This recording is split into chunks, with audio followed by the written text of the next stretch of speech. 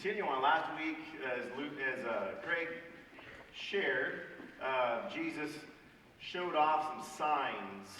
He did some wondrous things to show his authority. Right? He had authority over nature, over the winds and the sea. He could calm them, and he has authority over the supernatural. Right? Over the demons, even legion. Right?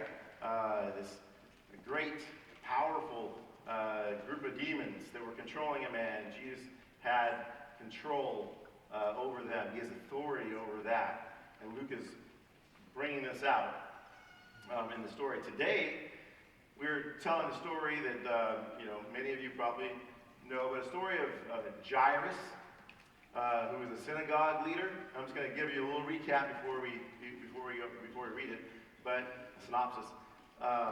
Jairus had a daughter that was ill and dying, and so he came to Jesus and said, Jesus, you need to come to my house and heal my daughter. And Jesus said, okay. And on his way there, there was all these crowds around him, pressing in on him, and a lady touched him.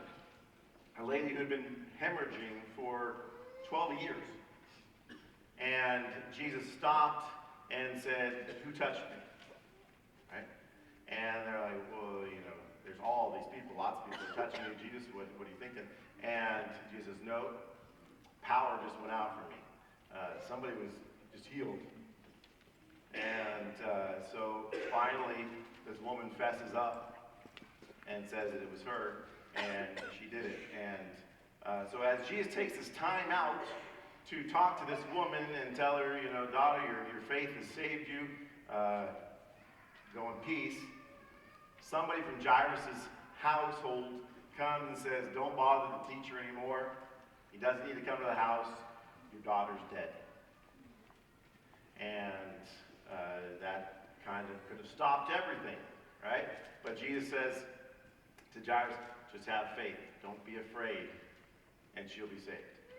And they go to her house, and there's the wailers there, there's the mourners, the professional people that are crying out, when you have a death.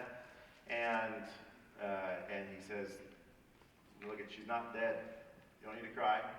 She's just asleep. And they're like, what are you talking about? We know she's dead. That's why they called us in. We've looked at her. She's dead. And Jesus says, no, she's asleep. And he goes into the room, and he takes her by the hand, says, get up, child. And she comes back to life. A really cool story, right? Why did Luke put it in here, right? There's lots of stories that Luke could choose from. Lots of miracles. John, the writer of the Gospel of John, says there's many more things that I could have put in here. There's lots of things that Jesus did, but I chose to do these ones, right? There's a purpose for why they put the stories of Jesus in the Bible, because they could have chosen lots of them. But they chose these ones to tell the story. The Gospels is a genre, it's a type of literature that is a theological biography. Right? It's a theological biography. It's a biography telling the life of Christ, but with a message, with a point. So things are arranged, and they're allowed to arrange and rearrange the order of things. They had that freedom to do that, to tell a story and to get a message across. Right? So they're theological biographies. They are not just telling what happened, but there's a purpose in why they're telling what happened. So why did Luke tell these stories and the way that he told them? We're going to read this here and in his account, but I want to preface this with how we should read this to find out what it means. And it teaches how to pull out the meaning of a text. Right? There's an old saying, you can give a man a fish or you can teach a man to fish. And, right? If you give a man a fish, he's satisfied for a day, but if you teach him to fish, he can, feed himself. Right? And so you can come here and you can listen to me tell you what it means, or I can teach you how to pull out the meaning yourself. So today we're going to learn a little bit about how to pull out the meaning from a gospel, right? The Gospels, one thing that they're doing is they're presenting who Jesus is, right? And so you got to imagine a first century reader doesn't know a whole lot about Jesus as they're reading this, or they've heard some stories, but they're putting it all together and they're presenting who Jesus is. And so some of this, what they're doing is just showing you what is Jesus able to do, what are his abilities. Like last week, right? He has the authority, they're showing he has the authority over nature. Or he has the authority over the supernature, the supernatural, right? And they're showing us all of Jesus' abilities. Think if you were watching the movie Superman for the first time. I love superhero movies. And the old Superman, the very first one that came out when I was a kid, and with Christopher Reeves. If you didn't know about Superman, you're just watching the movie, you know, the first thing you see about him is he can kick a football really far, right? He can kick it out of the football field.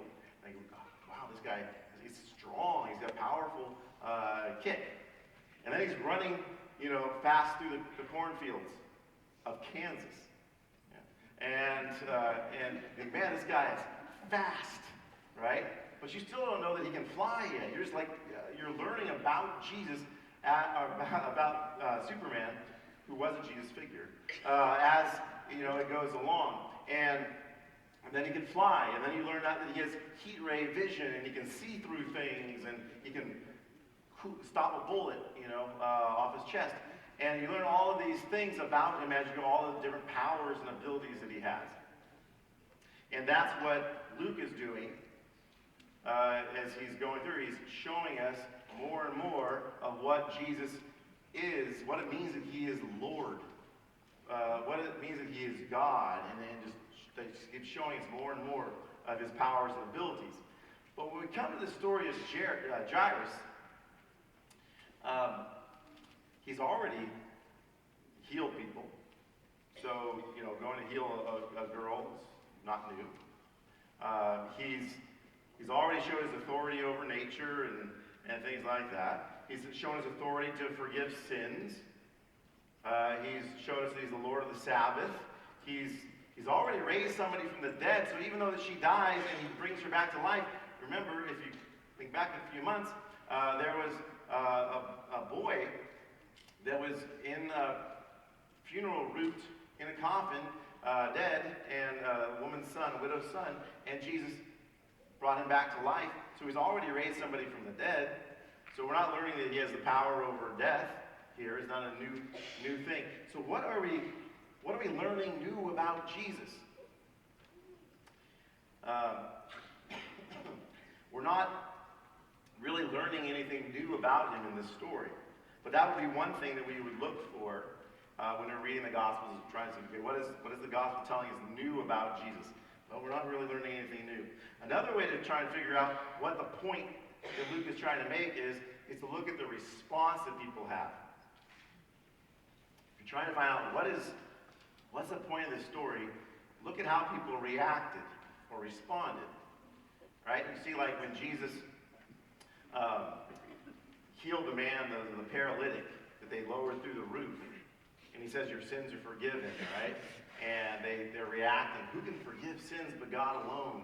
And Jesus says, I know what you're thinking. God can't forgive sins. Well, what's harder to do? To tell this man to get up and walk, or to tell him that his sins are forgiven? Well, it's a lot more difficult to say, get up and walk.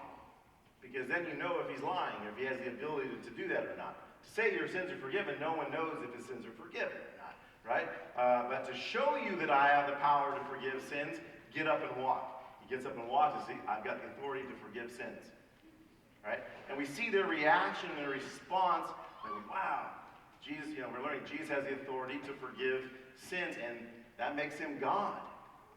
Because only God can do that. So we're learning that through their response, what he's teaching us. In this story, though, there's no response, other than they were astonished. That doesn't tell us very much.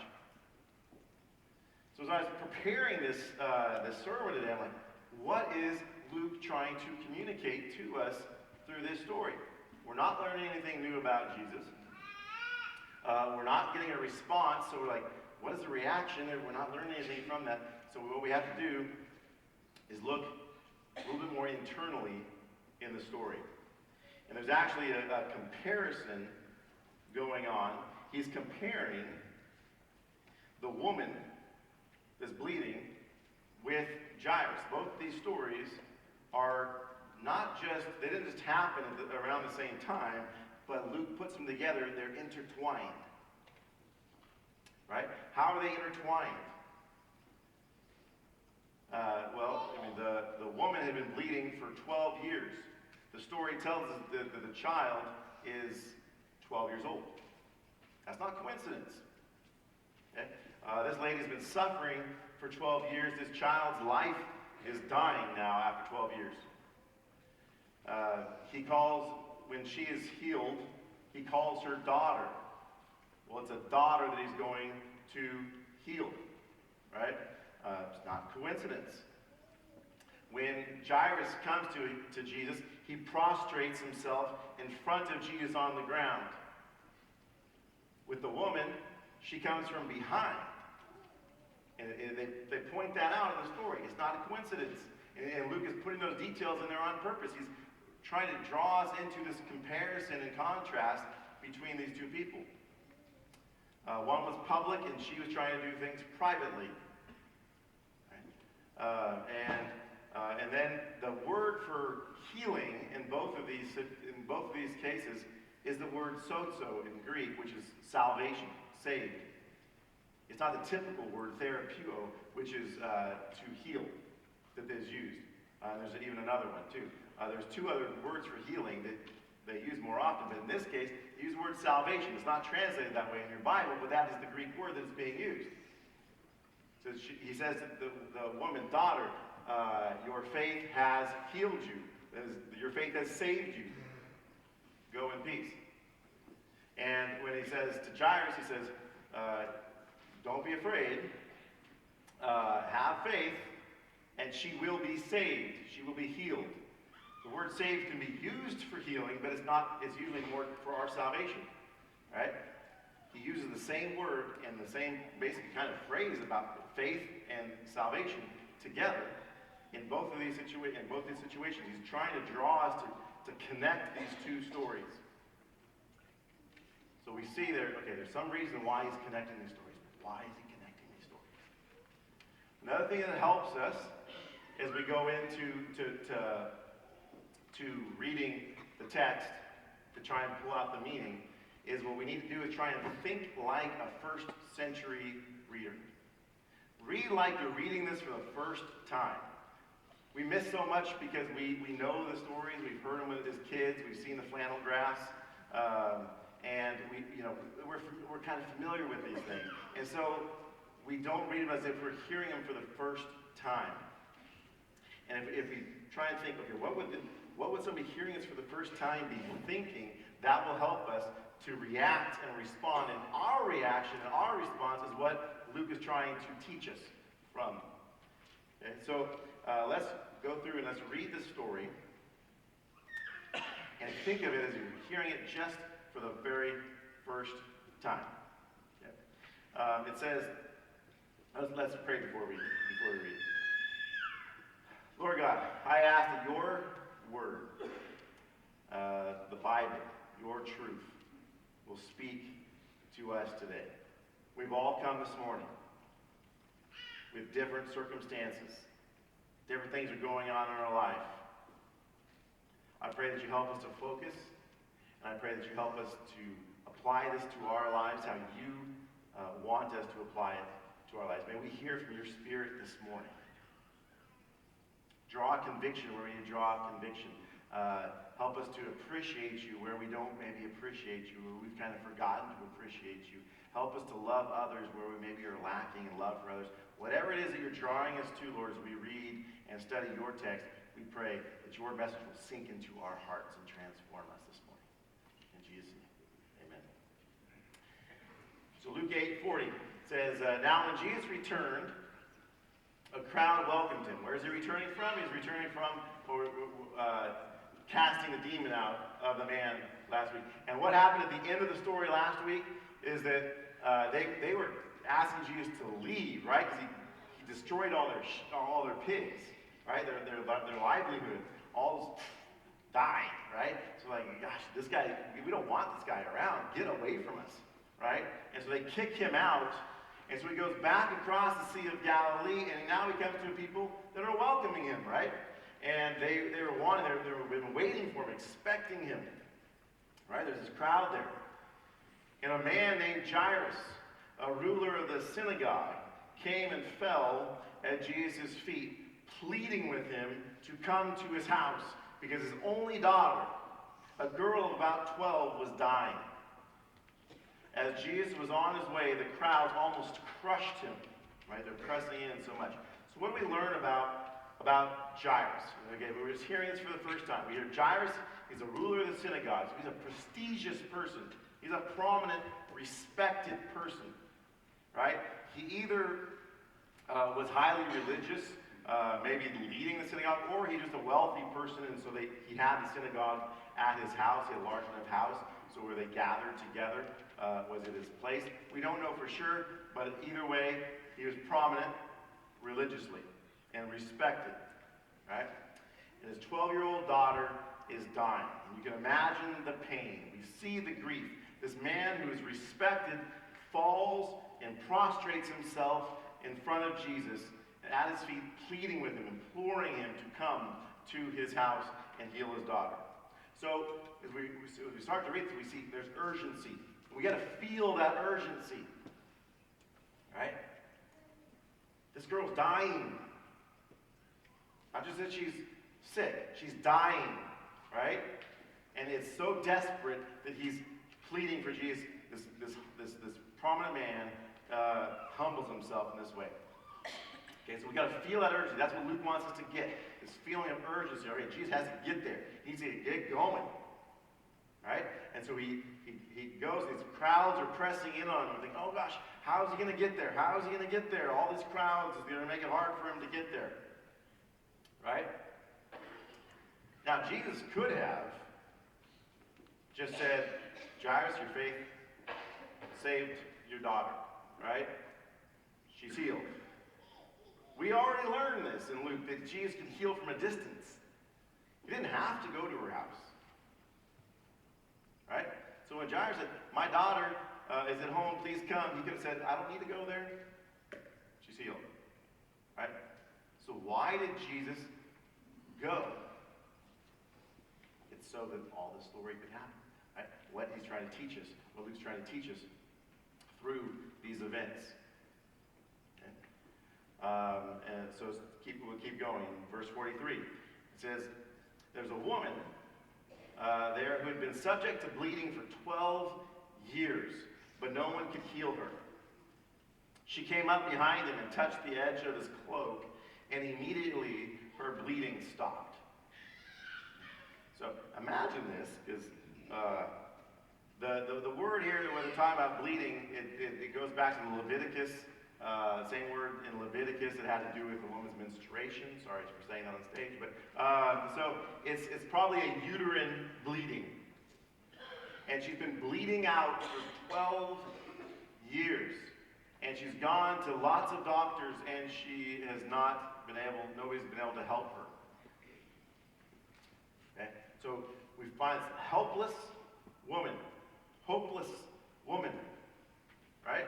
She's exhausted all of her resources to try and stop this. Okay? Now, because she was bleeding, she would be an outcast in society. You're not allowed, when a woman bleeds, according to Levitical law, she's not allowed to be in the presence of other people for a time. And then she had to go and purify herself, and you do this whole purification process, and then she could be welcomed back into society. But this woman has been continually bleeding for 12 years, so she would never be able to be amongst people in society. She'd be unclean. Okay? So it's not just a simple, she's got a cut, and so she's got some blood, and no, this is a serious thing. She'd be lonely, outcast, looked down upon. So we got this prominent Jairus, religious synagogue leader. And then we've got this woman who would be an outcast. Right? She shouldn't have even been in public. Yet she's now amongst the crowd. And so if we're reading this for the first time, we're thinking, no, don't touch Jesus. You're unclean. You shouldn't be doing this. But she was also so desperate after 12 years that she ignored the fact that she was not supposed to be there amongst the crowds. She ignored the humiliation. She ignored all of this, and she pressed in, and she came to Jesus from behind because she didn't feel worthy enough to fall prostrate in front of Jesus and make a scene. She's like, if I could just touch the hem of his garment, if I could just get a touch, I could get some of the power and be healed. She touched him from behind, and she was healed. And now, how does she know? She knows right away that she is healed, which means she must have been bleeding at the time. And that's how bad this was.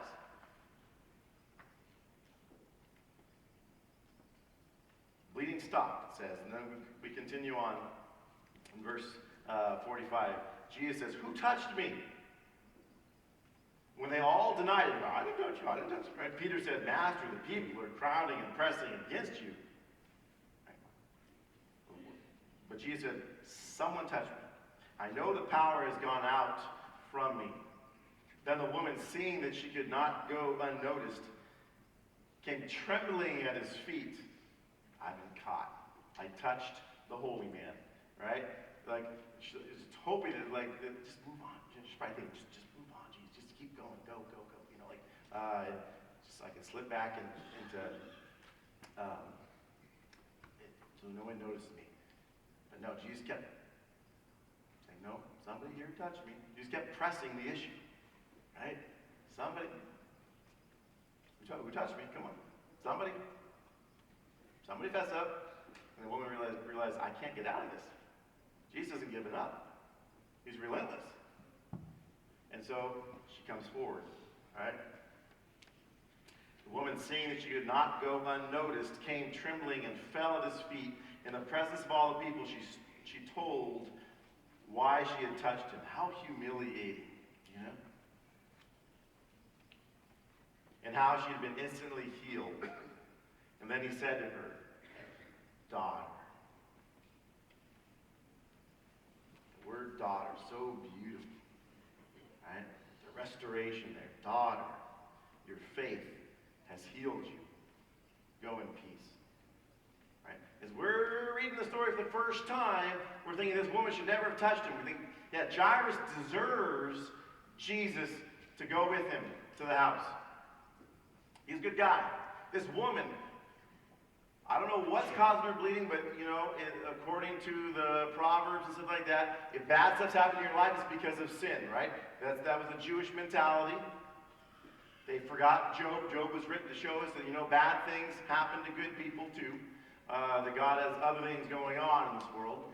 But according to the basic idea in Jewish law was that if bad things happen to you, if you're poor or you're unhealthy, that means that you're in sin.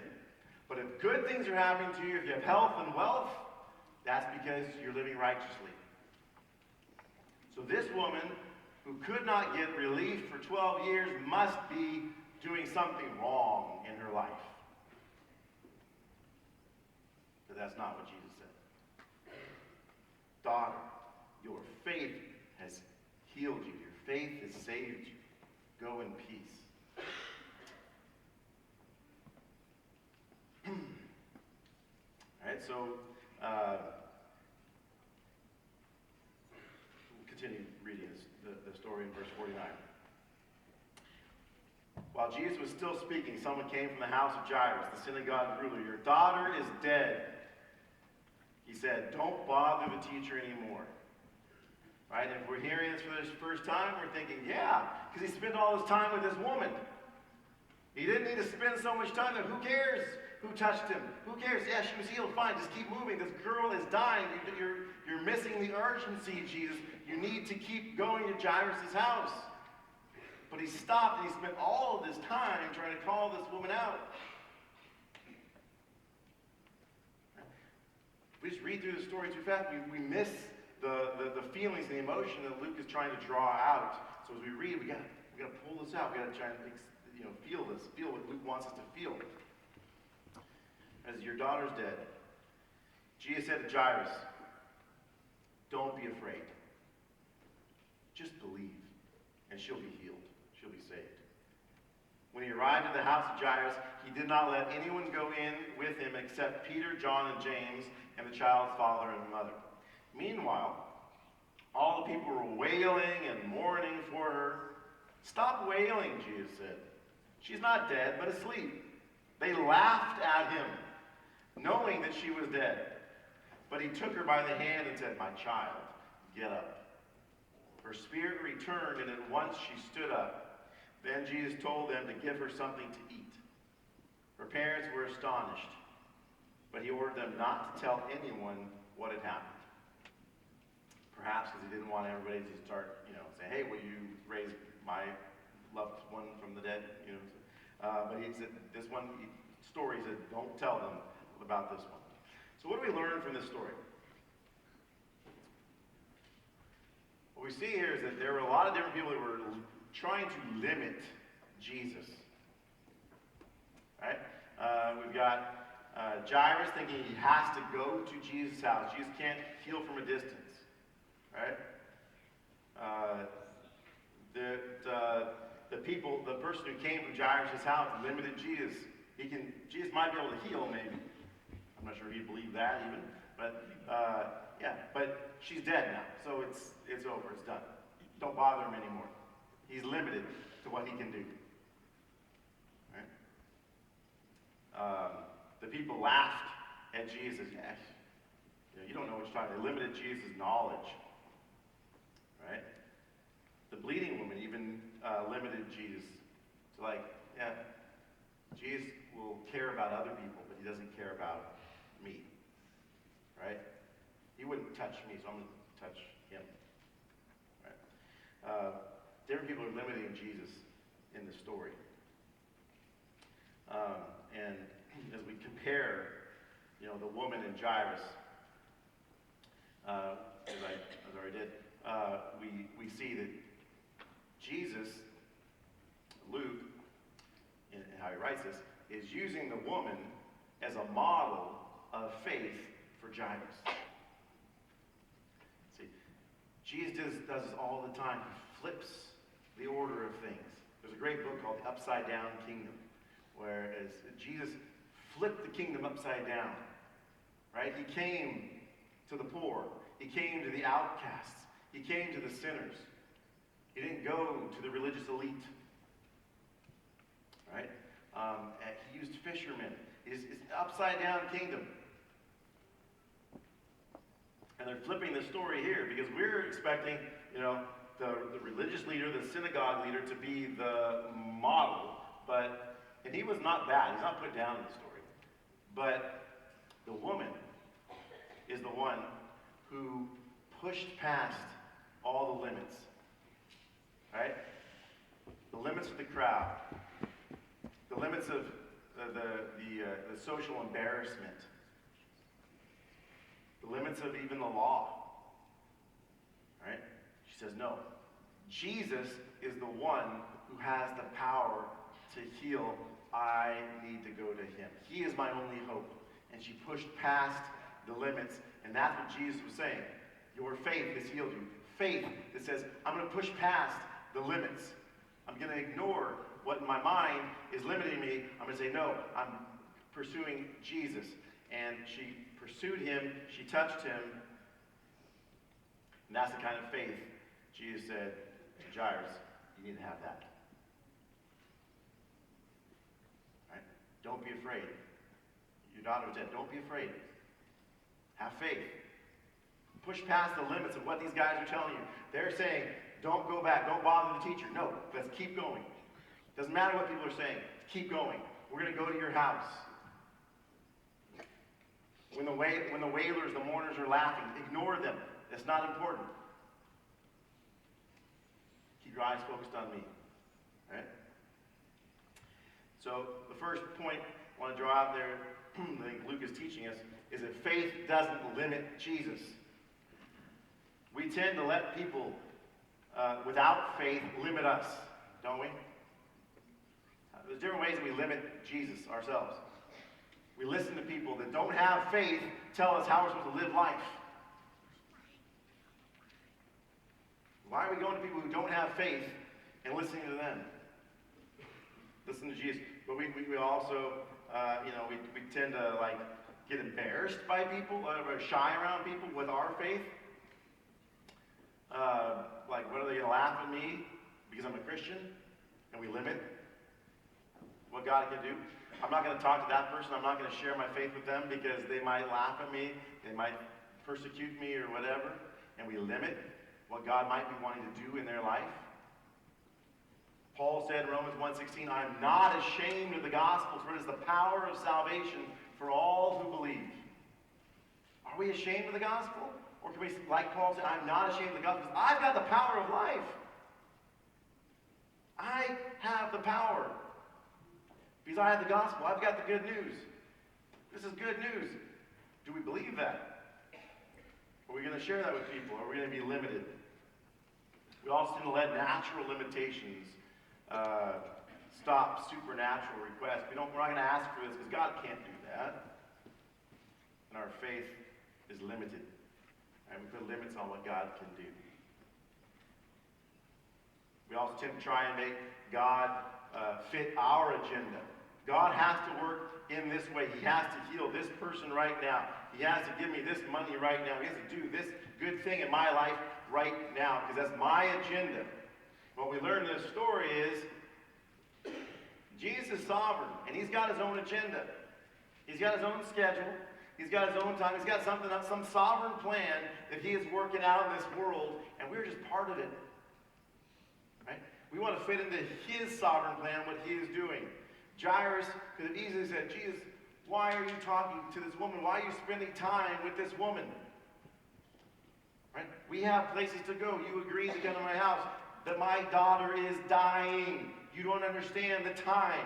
And we limit Jesus. You have to fit into my schedule, my plan. That's pride. That's us saying, you know what, I'm more important than God. I don't care what his plan is. It's my plan that's important. God's got to fit into my plan.